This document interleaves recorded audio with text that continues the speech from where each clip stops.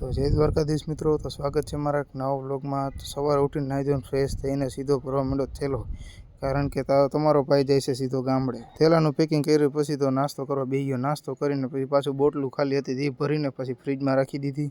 Bottle ભરાઈ ગયું પછી તો ઉપર સાફ સફાઈ કરવાનું હતું ધાબે, તો થોડુંક એ સાફ સફાઈ કરીને પાછું પેકિંગ ચાલુ કર્યું। પેકિંગ થઈ ગયું અને બપોર પછી તો નીકળવાનું હતું। ધીરલ દીદીને બાય બાય કર્યું, ભાણિયા ભાઈને પણ રામ રામ કરીને આપણે તો નીકળી ગયા સીધા બસ સ્ટેન્ડે। પછી ગેરેજે પહોંચીને બધાને મળીને આપણે સીધા નીકળી ગયા બસ સ્ટેન્ડે। ત્યારબાદ તો સ્ટોપે પહોંચીને બધું સામાન કાઢી લીધો। 5-10 મિનિટ રાહ જોઈ તો બસે આવી ગઈ।